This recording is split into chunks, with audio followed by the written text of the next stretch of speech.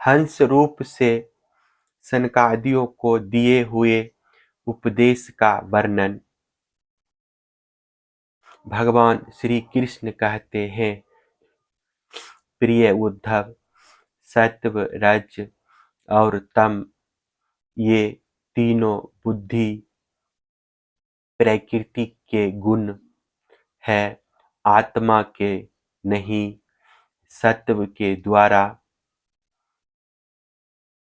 रज और तम इन दो गुणों पर विजय प्राप्त कर लेनी चाहिए। तदंतर सत्व गुण की शांत वृत्ति के द्वारा उसकी दया आदि वृत्तियों को भी शांत कर देना चाहिए। जब सत्व गुण की वृद्धि होती है तभी जीव को मेरे भक्ति रूप स्वधर्म की प्राप्ति होती है। निरंतर सात्विक वस्तुओं का सेवन करने से ही सत्व गुण की बुद्धि होती है और तब मेरे भक्ति रूप स्वधर्म में प्रवृत्ति होने लगती है। जिस धर्म के पालन से सत्व गुण की बुद्धि हो वही सबसे श्रेष्ठ है। वह धर्म रजोगुण और तमोगुण को नष्ट कर देता है। जब वे दोनों नष्ट हो जाते हैं तब उन्हीं के कारण होने वाला अधर्म भी शीघ्र ही मिट जाता है। शास्त्र जल, प्रजाजन, देश, समय, कर्म, जन्म, ध्यान, मंत्र और संस्कार ये 10 वस्तुएं यदि सात्विक हो तो सत्व गुण की, राजसिक हो तो रजोगुण की और तामसिक हो तो तमोगुण की बुद्धि करती है। इनमें से शास्त्र यज्ञ महात्मा जिनकी प्रशंसा करते हैं वे सात्विक है, जिनकी निंदा करते हैं वे तामसिक है और जिनकी उपेक्षा करते हैं वे वस्तुएं राजसिक हैं।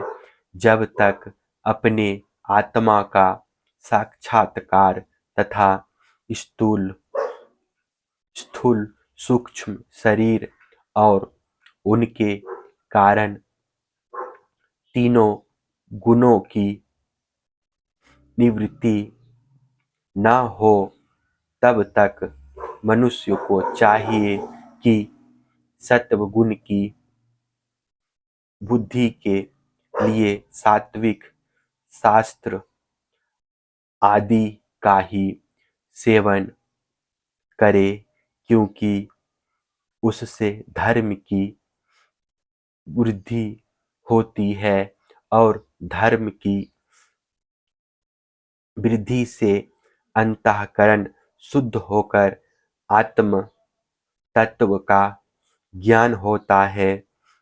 बांसों की रगड़ से आग पैदा होती है और वह उनके सारे वन को जलाकर शांत हो जाती है। वैसे ही यह शरीर गुणों के वैश्य में से उत्पन्न हुआ है।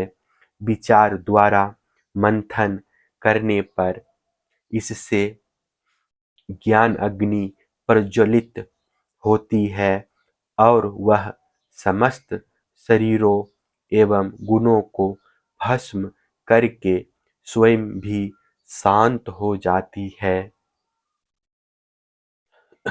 उद्धव जी ने पूछा, भगवान प्रिय, सभी मनुष्य